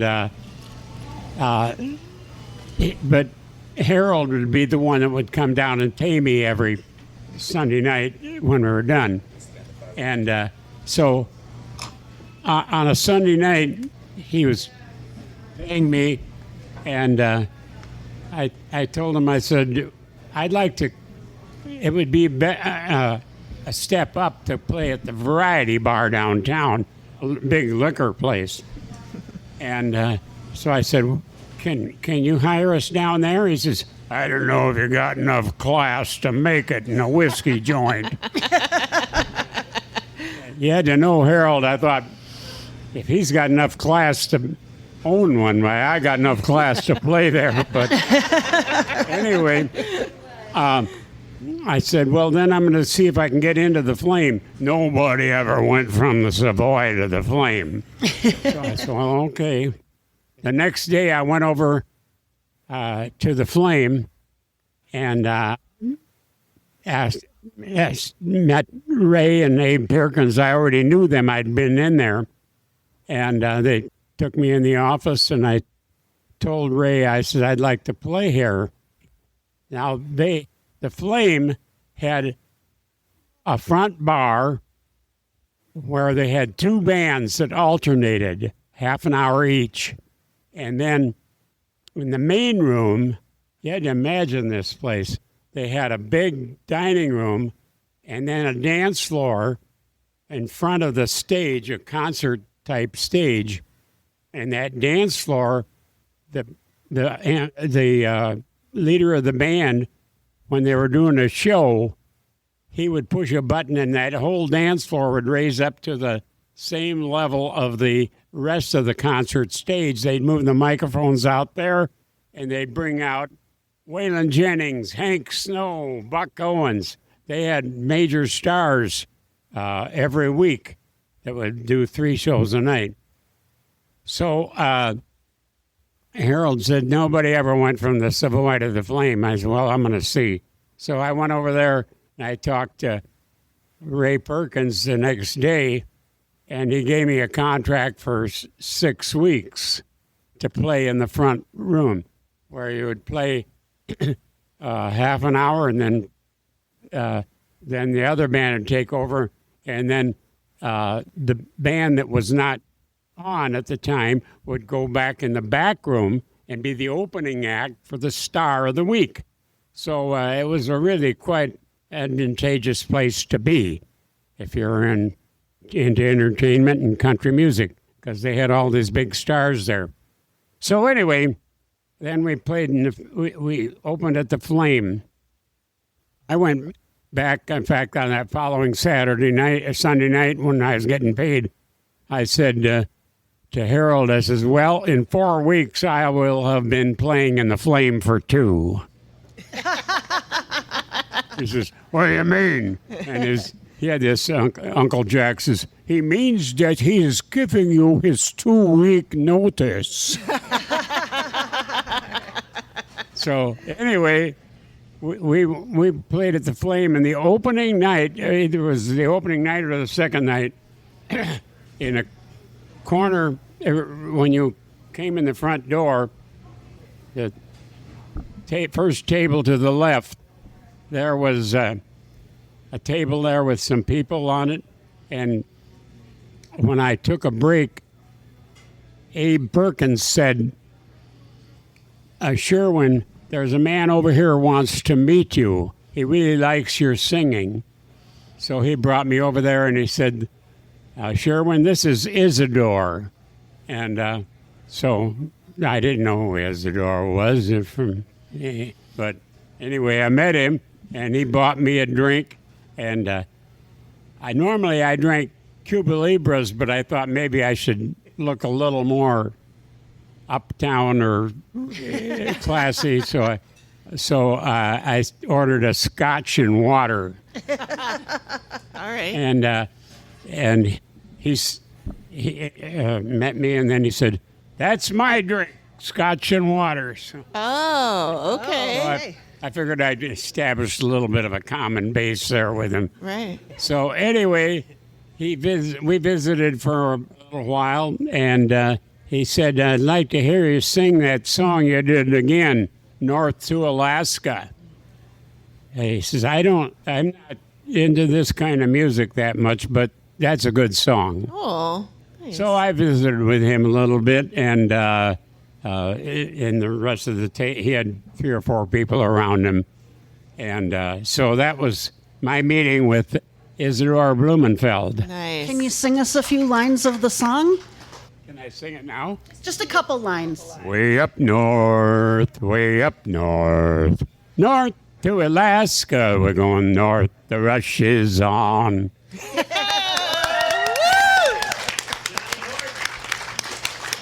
So we played in the Flame that time in the front room for 5 months straight. And then shortly after we started there, Harold Steinman, who had the variety bar downtown, was down there trying to hire me to come downtown. But I stayed in the Flame for 5 months, and then we did go down and played in the variety bar for almost a year. Wow. But anyway, during the time we played in the Flame, or actually later on in the 60s, in the mid-60s, I had some hit records. And so we ended up being the featured star in the back room. And one time in 1968, I believe it was, we established receipt records or attendance records in the main dining room because I had a big following here in the Twin Cities. So Abe and Ray brought me in to their office, and they said, "You have just had the best week we've ever had here." Wow. And with all these Nashville stars and everybody, and you had a bigger week than any of them. He said, "I've got a star ruby here I'd like to give you." It was a big star ruby, bigger than my thumbnail. Wow. And he says, "We'll have it set in a ring and give it to you, unless you have something else here that you would rather have." He had a picture, I made a copy of it, that was signed to him by Jim Reeves. This little boy peeing on the desk, and the caption is, "I quit." And it says, "To Abe and Ray, Jim Reeves." I told him I'd like to have that picture there. Nice. That you have a Jim Reeves autograph for you. So they signed it to Sherwin Abe Perkins. Oh, wow. So, wow, his so actual autograph. That's and amazing. I was a friend of Mary Reeves, Jim Reeves' wife, and I asked her, I said, did he have these pictures with him that he would give to different people for a joke? She said, "I never seen one before." Wow. So it's okay. pretty rare. This is my original contract with the Flame Oh, my goodness. Oh, wow. from 16th of February 1961 is when it was signed. And then we opened there on the 13th of March. So that would have been the day that I believe I met Isadore Blumenfeld. Okay. And that was 1960 what? 61. Okay. This in the somewhere in the mid '60s, we were playing in the front room, and they had the front bar. It was a they had a stage behind it, where these two bands would alternate. And it was a triangular bar, and then there was actually two sections, the front triangle, and then behind the stage where we were standing was another bar that kind of was a U shape like this. So the whole thing made like a triangular bar. And one time they decided, Abe and Ray decided that they could save a bartender by connecting those two bars together. So they cut out a big section of it. And I asked them, what are you going to do with that? They says, you can have it if you want to. Oh, wow. I have it in my family room. Oh, wow. my goodness. You don't have Dolly Parton in your family room, though, right? That's a cutout. Stand-up Part of the original bar from the Flame. Wow. I have a bar in my basement at my house, but it's not that cool at all. Somebody asked me one time, how was the Flame? How was that laid out? I even drew them up. Oh, wow. It's got a whole diagram There's of a triangular where the... bar in the front, and then the concert room in the back with a concert stage and Oh, tables. wow. So that was there's no place you couldn't imagine a place like the Flame. Mm-hmm. Two bands alternating in the front room. One goes back and opens for the Star in the back room. They have a big concert stage, and then with a 6 or 7 piece band, and then a Star every week doing 3 shows. And stars. They had Buck Owens, Waylon Jennings, Hank Snow, Kitty Wells, all of them. I wish there was something like that still I happens. know. We need one of those. We need we need a Flame now. Placemat from the Flame. Wow. Oh, wow. Oh, It shows all the stars they had there. George Jones, everybody. Anybody that was a country music star played there, except for Johnny Cash. oh. They couldn't afford him. Well, And then he was kind of a One big, time, little big you deal. probably, some of you maybe be familiar with Texas Bill Strength. He was a local star, but he was originally from Texas, and he was quite a character and told quite a few raunchy jokes and stuff like that, but he was a very good entertainer, and people loved him. And this is a picture of me and George Jones in the back room look watching at you. Texas All right. Bill Strength. Wow. Nice. That's great. On the marquee in front, there's a copy of the marquee Yep. picture. I've seen that picture before. Tex Ritter. Yeah. Nice. Tex Ritter. Tex Ritter was a movie star that had starred in 80 movies, and he was a big star at the Flame there. Yeah. Another one was Carl Perkins, Oh, sure. Blue Suede I Shoes. don't know anything about country music, but I know those names. And then one of the popular bands up front was Artis Wells. Yeah. And that's her band. Artis Wells. Okay. Way ahead of their time. Oh, that group. Yep. Great. I remember one time Dick Van Hale, who was the band leader in the back, was introducing Johnny Bond, who he was a country star and in movies and stuff. And anyway, but he wasn't very lively. And so Dick Van Hale introduced Johnny Bond, but he introduced him as Johnny Horton. Made a mistake. And the crowd was laughing, and Abe was standing beside me in the back of the back room. And he says, "What are they laughing about?" I said, "Well, he introduced Johnny Bond as Johnny Horton. And Johnny Horton is dead." Abe says, "So is this guy." There was a hand tool leather man, Cliff Larson, that sat right I was sitting in the booth right around the side door at the Flame. He would sit at the back of the back room and sit there, and he did hand tool leather work beautifully for every star that came there. He'd make them briefcases, billfolds, belts, guitar straps, everything. Anyway, he was sitting there, and Abe was standing not too far from the booth where we were, and Cliff was telling some Polak jokes. Oh, no. Polish jokes. And As one does. Abe, finally Abe said, "Do you realize my name is Percansky?" One night, we had finished part of the opening show in the dining room, and Dick Van Hale introduced the stars of the week, the Louvin brothers, who were very popular country and bluegrass. How many people heard of the Louvin brothers? Have you? Yeah, they had a lot of hits. Anyway, when we would do the opening act in the back room and then come off stage right, and when we opened the door, there was Ira Leuven's mandolin all smashed up.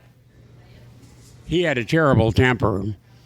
So then we had to go back up to the front room. While we were walking up there, Ira and Charlie Leuven came out from the stage. They had went back behind the stage and borrowed a Martin guitar from Dick Van Hale, and they came out with that Ira playing a set of mandolin and a guitar.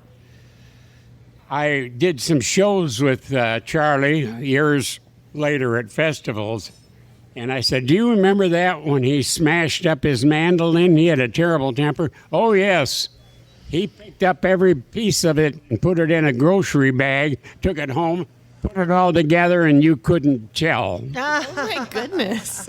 So I thought that was kind of interesting.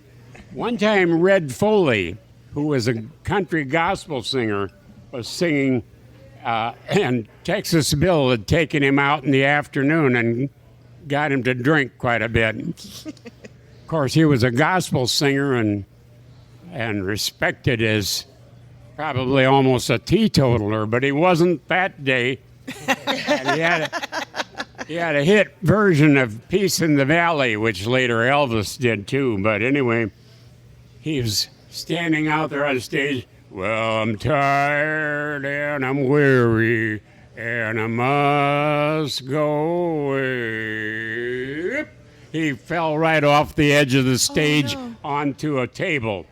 And anyway, that was. That's why we only have 2 drinks during his the reputation as a gospel singer. That didn't look too good for him. Well, Texas Bill had gotten him out in the afternoon, and Texas Bill was known to drink quite a bit himself. So, well, anyway, that's a few of my stories. And, That's amazing. Thank you for Thank sharing. you so much. Still playing around? Oh, you're still. Tell them where they can find you. Where are we playing? Are you still touring? Are you still playing? Oh, yes. Yeah, we're still touring. We still do about 150 shows a year. Wow. Pam and I with our band. We call our band the Cotton Kings. I had a hit record called Cotton King in 1967. So we named the band. Before that, it was the Fender Benders. Okay. And then I changed it to the Cotton Kings to go along with my hit record. Okay. So we still do about 150 shows a year, a lot of fairs and festivals. I play the South Dakota State Fair every year for the since 1973, for the whole length of the fair. Do 3 shows a day. South Dakota's my home state. Oh, wow. So we play there, and we play a lot of other fairs and festivals all around Minnesota and the Midwest. All and right. Also, we will be at Crooners up in Fridley. That's a big place up there. Yeah, I've heard of Crooners. Sure. We'll be there for my birthday. When's that? My birthday's the 28th of July. We'll be on a Sunday, the 27th of July. Okay. All right. Awesome. I'll put all of that stuff in the show And notes. Pam for just released a everybody. new album too. Oh. Yeah, Carter has Family. Pam, want to say a few words? Pam has a new album, which is a tribute to the Carter family. Okay. Go ahead, Pam. I have a new folk records recording deal, and we released Songs of the Carter Family on January 17th of this year. We're getting national airplay, and there's a concert show that goes along with it. Pam Linton and Sherwin has allowed me to retain the use of the band name, the Cotton Kings, and so that name will live on. So it's Pam Linton and the Cotton Kings, the songs of the Carter family, and you'll hear more about that. You can visit pamlinton.com. You can find me on Facebook, Instagram. You can also find sherwinlinton.com with our tour schedule there, and also find Sherwin Linton on Facebook, Sherwin Linton and Sherwin Linton Music. Great. Thank you. Thank you. I also have to tell you, Abe and Ray Perkins, of course, were associated with Isadore, Blumenfeld, and all of that element. But to me, they were both just wonderful people. The story about when you got divorced. Yeah. We have a divorce story coming up. I had a lady in my band that joined our band, Cleo B. And my wife said, you should have a girl singer. You should hire that Cleo B. She sings with you once in a while. Cleo B was extremely well endowed. When we were on the road, we traveled in my Cadillac, and the band traveled in another vehicle and did our shows that way. And eventually, traveling together with Cleo, we ended up having an affair. And eventually that led to, looked like I was going to be divorced, and which I eventually was. But Ray Perkins called me in his office. He said, I know you have this girl that you're in your band, and you're wanting to get divorced and then be together with her. I'm going to tell you something. Your father is deceased, and I know that. I have to speak in behalf of your father. Believe me, Sherwin, this lady that you're married to, Mary Ann, she is a big support to you and loves you a lot. You don't get divorced from your wife. Aww. He said, I have been in this business for a long time, have a lot of opportunities, but you don't get divorced from your wife. And he preached to me. So he was one of concern and believed in moral values in that regard anyway. All right. Yeah. Ray and Abe Perkins were wonderful people to me, and just can't say enough good things about them, no matter what their other life was. Sure. I mean, and that seems to be the case for a lot of the people we've been talking about today. Well, thank you so much for joining us. Thank you, Sherwin and Pam. Mark, thank you. I know we have some other people that have been like, we have stories, so I want to see if there's anybody else that's still here that would like to come up and tell a story, or anybody. No, we're all silent now. Nobody's raising their hand. No? Okay. I could tell a story about my dad. Okay. Sure, come on up. Get by a mic. Right here? Yeah. Yeah, this one here. Introduce yourself. Tell us what you got. Yeah. Yeah, I'm David Laban. I don't know if we're still on the subject, but the crown jewel of the syndicate was Lake Street Liquor. I don't know, you guys probably know that. And my father managed it from the 40s till when I think it closed in the 60s. All that time. And its claim to fame is it was the highest sales volume liquor store in the United States. Oh, wow. And it wasn't that my dad was such a great manager. He was a good manager, but and the syndicate trusted him, to manage that crown jewel. But technically, everything south of Franklin was dry, 3-2 beer, no liquor licenses. And so they had a gold mine with, they had long tables with all kinds of operators taking orders and a big delivery staff delivering all over South Minneapolis, Southwest area, Southwest High School. They just had a giant area with no competition, and so that's how it held that high volume sales thing. Okay. And it was kind of important that the customer, some people would order a bottle of whiskey every morning. Boom. Many people, and they wanted their customers to have the phone number without looking it up, right? They're drinking in public, and they advertised so much on the radio that I still remember the phone number, Colfax 2122. Oh, all right. I don't Later, know how you Taylor call that 2, I think nowadays, it was, but it was Colfax 2122, and they advertised that heavily. Mm-hmm. But that's my story. How did you find out about us here today? Pardon? How did you know to come here today? Well, my daughter, Allison, Carrie, who's Carrie? Carrie is the lovely lady who put this all together for us. She's here somewhere. I don't see her right there. Oh, there she is. She's over there in the corner. Okay. She works. We were supposed to say hello to Carrie. Yeah, and that's how we found out. Allison, my daughter Allison Laban, told us about this, and so great. I thought maybe if you guys didn't know the Lake Street liquor story. I it don't. might be I did interesting. not know that story. That was their, like I say, it was their crown jewel. They had, 8 liquor stores or something like that? But that one was... That was the big one? The best. Yeah. Great. Thank you so much. Okay. We want to give a huge thanks to the CC Club for having us here. And when we arrived today... Oh, yes. Let's do a CC Club. Whoop, whoop. And Carrie for setting this all up. When we arrived today, Heather and I got here early, and Randy, one of the owners, took us downstairs into the basement where they have what is a now covered up. Yeah, covered up. I can't tunnels. remember. I couldn't come up with the words. Like stoned in, bricked in gateway to where the booze was made across the street and was brought in the tunnels Underground underneath. tunnels. Yeah. So we got to go down and see that. I did take a video. I'll put that on our Patreon page, which you can sign up for over at our table over there in the corner.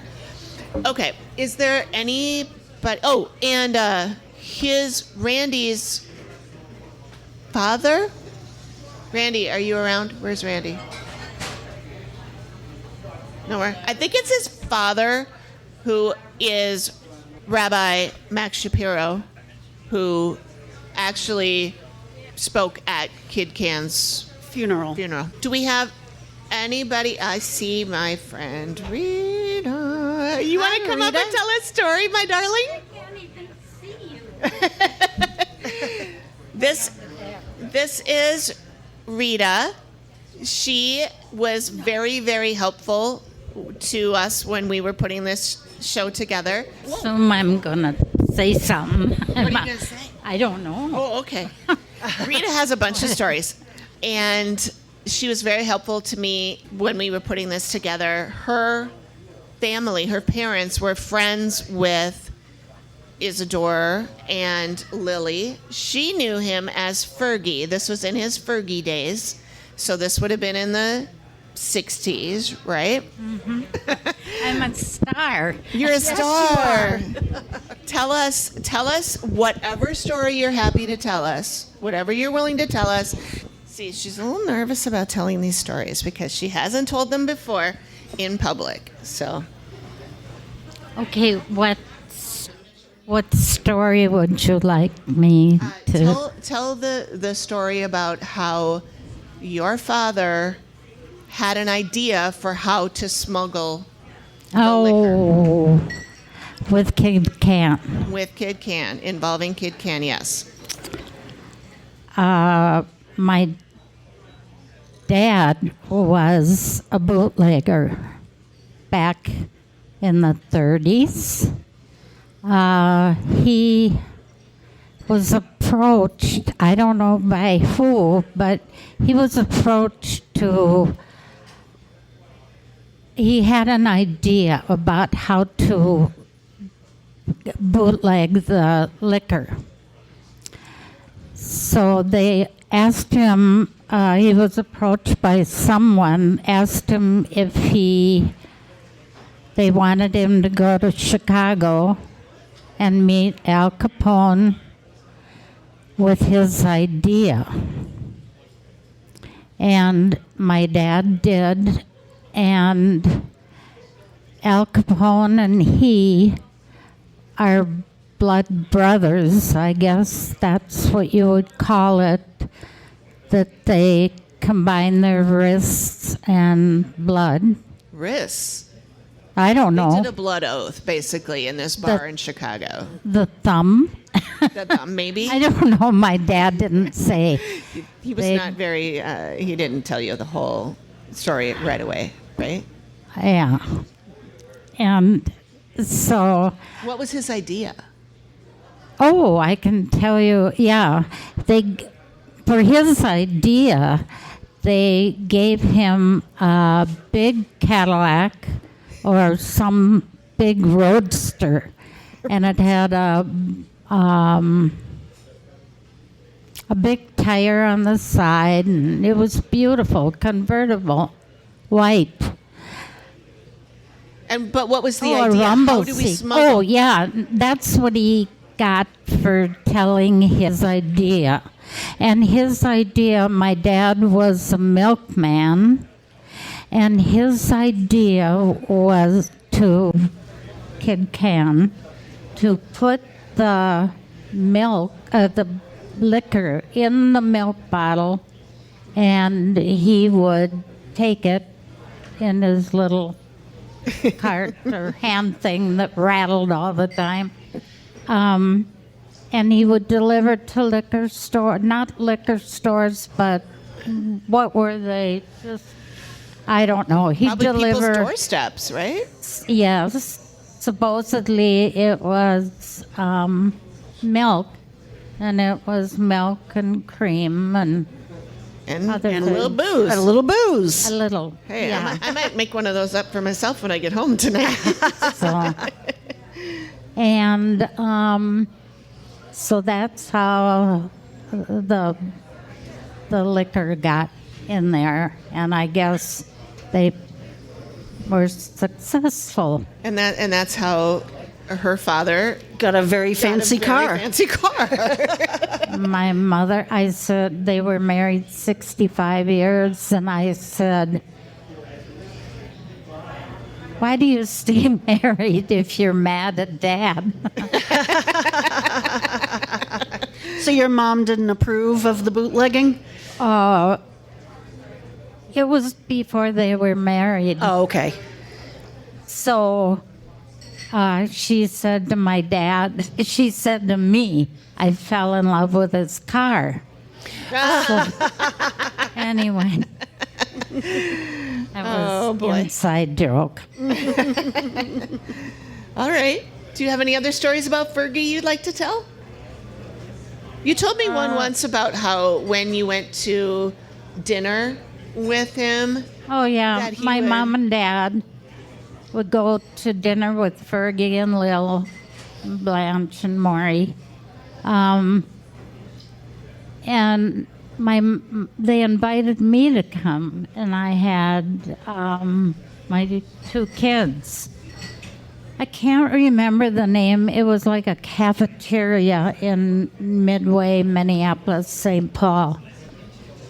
Anyway, I came, and my son was sitting there, and he said, I like you, and he gave him $1. Picked up his wallet, and out it came. I can't remember what. Oh, I should tell you, my dad was foreman of the jury. Oh, yes. This was the streetcar Twin trial. City Rapid Transit. Yeah, the rapid transit trial. Her father was on the jury. Foreman of the jury. Mm-hmm.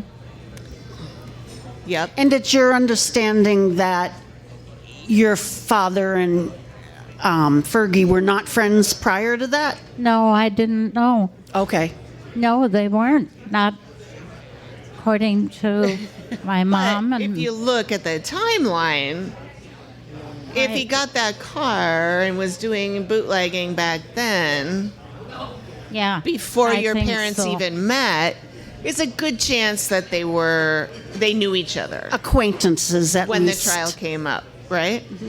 So anyway, what happened, I worked at City Hall for the assessor, and I would meet them for lunch when the jury took a break. And we met at Sheets. And so I would go whenever they were taking a break for lunch. Everybody was there. My mom said, there's the attorneys, there's, the jury, everybody was together. Which I don't think you'd see very much now. No. No, that would never. And that was at Cheeks. Yeah. And I loved it, naturally. I went there a lot in the 80s in college when it was called Graffitis. It was a nightclub. Same building. Where Cheeks? Mm-hmm. Yeah. Yeah. It was a cool place. So, oh boy, that I was kind of watched in the 60s. I would go out on dates and I'd be either followed or they'd stop in front of my house. Yeah, Wow. there was somebody watching you when you went on dates to see if, like, why do you think you were being watched? Just to see who you were hanging out with? This is during the trial, right? Yeah. Yeah. During- So this was somebody you think was watching to see who you might have been Probably. talking to? I don't know. I didn't think a thing of it. I had my eyes on just one thing at that Yeah, the guy in the car that was picking you up. time. Of course. Why not? All right. Whoever he was. Whoever he was, he remains nameless. So I think that's about all I got. Okay, that's great. Well, thank My you so folks much, Rita. never Thank you, talked Rita. about it. Thank you for joining us. Is there anybody else who has a story they'd like to tell? Yeah. Oh, okay. How you doing? Hey, good. How are you? Come on up. Hi, Michael. Nice to meet you. I'm Amy. This is Heather. I'm cousins with Marc Percansky over there. Okay, cousin of cousins. Marc Yeah, Percansky is right there. So, and my cousins Lisa and Abe and Roman. Yep. Okay. They're over there. Great. Hope everyone's doing well. I'm just here to tell a quick story. Sweet. Awesome. Let's do it. Share so about Abe. So as a kid, when I was growing up, we'd go over have spaghetti dinners, every Friday night and he's just talking, real kind of laid back, real smooth kind of guy. And he goes, "Hey, Mike," and he pull out this little wad and it always have like this rubber band around it, right? Oh. And he just lick his finger like this, boom, boom, boom, boom. There'd be like 6 $2 bills. He would just give me like $2 bills and just hand them over like they were candy. It was pretty cool. I was like, "Ooh, what is this?" I didn't know what a $2 bill. I was 4 years old, 5 years old. You know what I mean? But I just think that it was funny how he did it, the exchange and everything. Yeah. The way he moved and his mannerisms and everything. A real smart, kind of smooth guy. Yeah, yeah. You know what I mean? Yeah. So another story is, when the kids would go play, as all the adults would be talking and such, we'd go in the other room, we'd play with, little kids would play little guns or whatever, toy things back in the day, your wooden toys or your hungry hippos and such. But this was all in the toy bag, go in the toy bag, and all of a sudden you look in, there's all these like guns, right? And they're real. In the toy bag? In the toy bag, and they're real guns. And I'm like, but they're not loaded, or not. Everything's unclipped. Okay. There's nothing. But I'm like, man, why is this so heavy? It's like plastic type thing. So he had a lot of different intricate ways, and this project seems very interesting. When I heard about it from my cousin, I was like, this is something that they need to bring back, because it's, it was then, but you know what? A lot of people don't realize that there is things still going on. Not like the way it was back then, but yeah, we know that it's still there's still some stuff going on for sure. Absolutely. Yeah. It's so fascinating. We love it. Yeah. It's a great story. I wish the producer and everyone involved in the project the best of luck. Yeah, for sure. Wherever you're trying to Michael, let's do trying to it. go, let's tell this story. Let us know what we can do to help. That's all I got to say. Have All a right. good afternoon, everyone. Thank you. Michael. Take it easy. All right. Anybody else have any? Oh, Sherwin has something else. Sherwin's coming back. Round 2 for Sherwin. Oh, yes. 1936. Oh. Star Tribune. Okay. I have my hands on a February 4th, 1936 Minneapolis Journal. Olson denies Mrs. Liggett charge. State rests case in Kid Cann trial. Newspaper. Check that out. I can't believe it's not disintegrating in my hands. I should have gloves on or something. $10,000 police offer to fix Cann case reported. Inquiry started. What's the date on that, Amy? This one is the date, February 11th, 1936. I'm such a nerd. I want to read all of the other stories that are on here. When we were doing this and I would find researching and I would find stories, I'm cutting out the ads. In my own neighborhood. Oh my goodness. Okay. This headline is February 5, 1936. The headline is Seek Source of Cann's Police Data.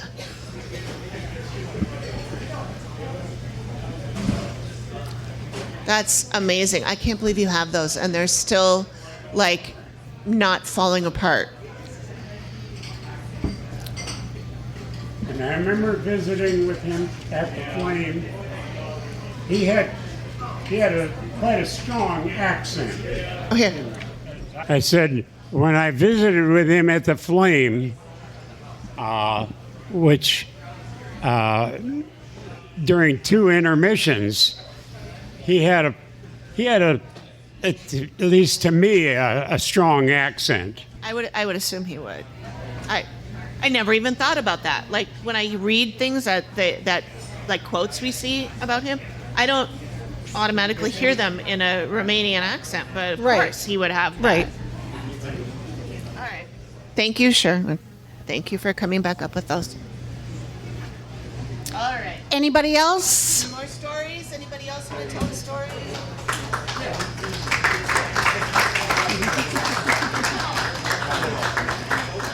All right. CC Club owners, do either of you have a story you would like to tell?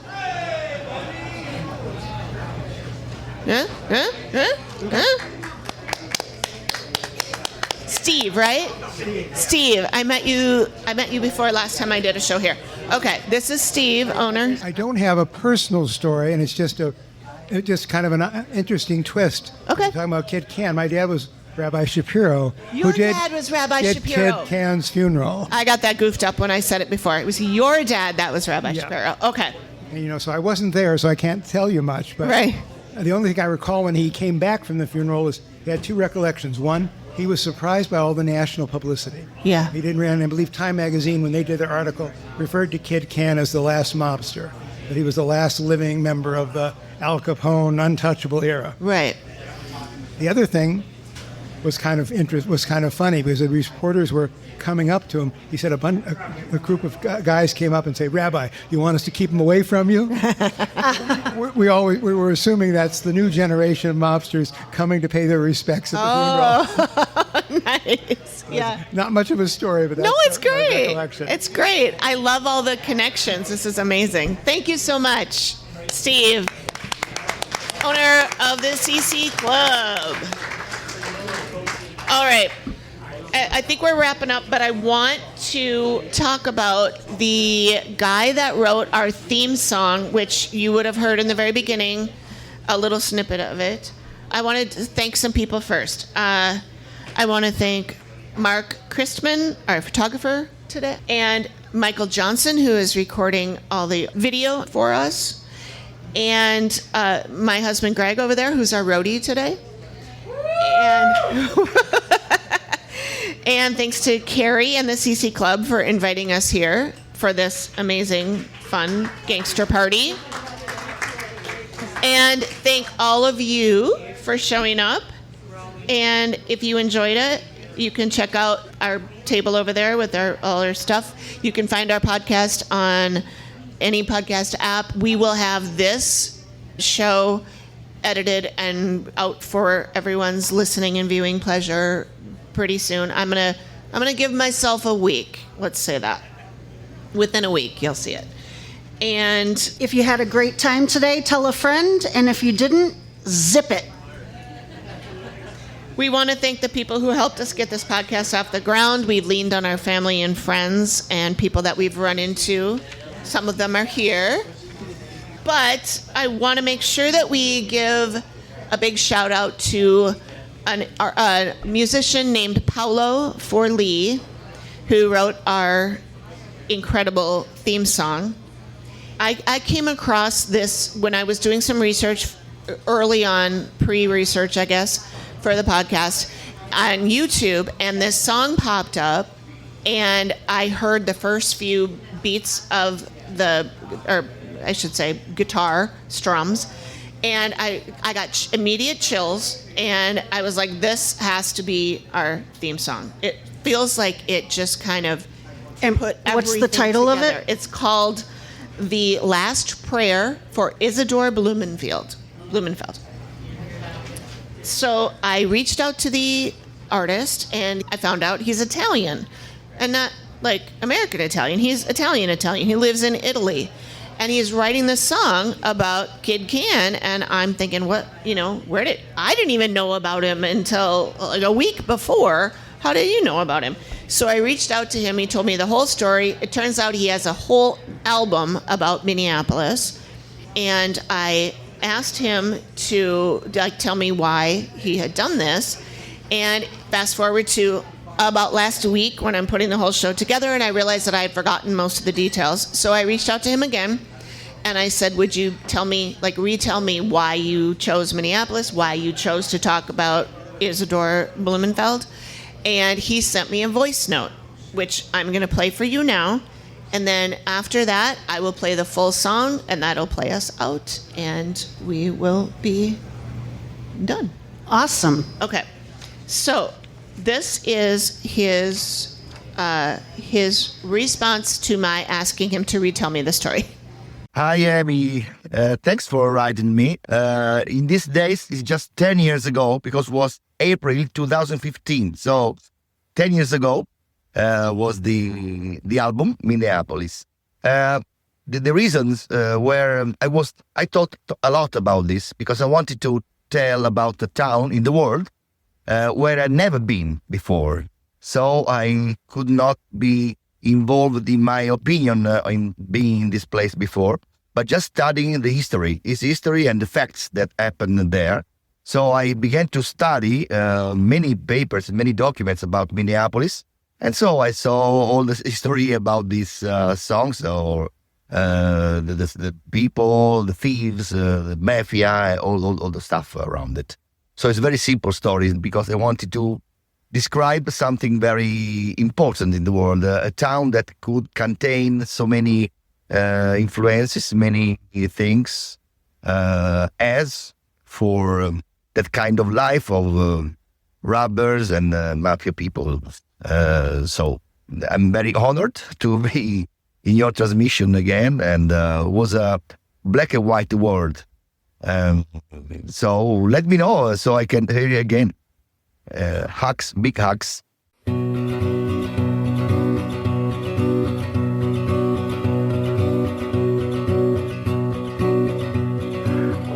I was a child, I ran for the Bims.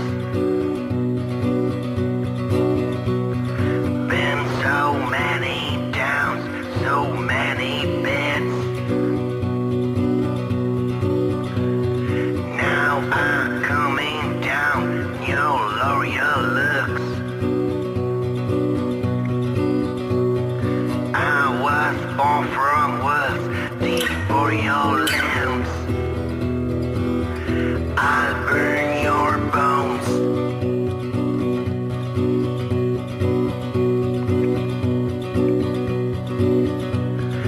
I'm a fucking Jew, strongest crime band. I killed James and Walter, God bless them. And then one I had in Warner twice.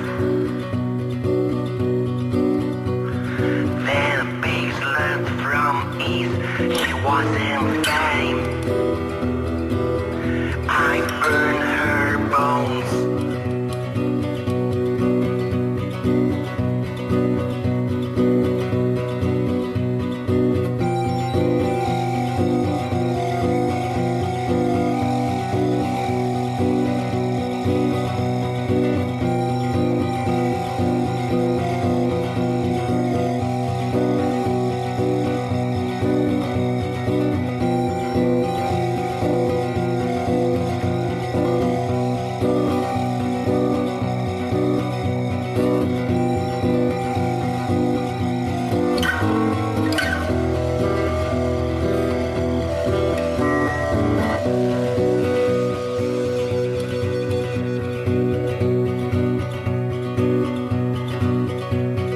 One day Mayor came down to the club.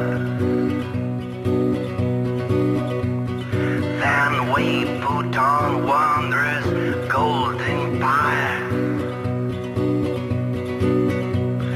They all laugh so much, call me Kid Cann. But they too have left one bad last prayer. The bad last prayer.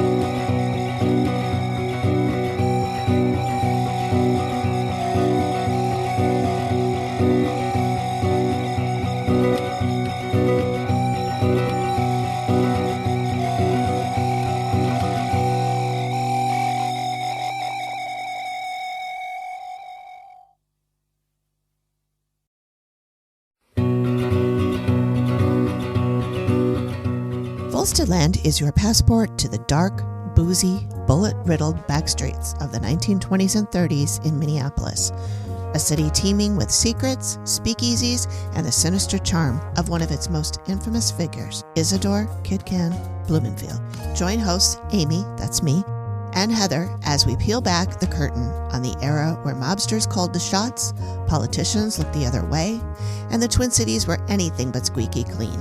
Pour yourself a stiff drink and step into Volsteadland, where the gangsters wore fedoras, the cops took bribes, and the truth is always stranger than fiction. Recently, we were presented with the opportunity to do a live show here in Minneapolis at the iconic CC Club, which has its own ties to bootlegging and prohibition. We have some amazing guests lined up. Beaulieu, author of Minnesota's most notorious mobster, The Making and Breaking of Kid Cann, Michael Greenberg, filmmaker of the short film The Combination, and Paul Maccabee, esteemed historian and author of John Dillinger Slept Here. We will also be inviting guests to come to the stage to tell their stories about this era. This is your chance to hear firsthand from the experts and get your burning questions answered. We hope to see you at the CC Club, May 3rd, 2025.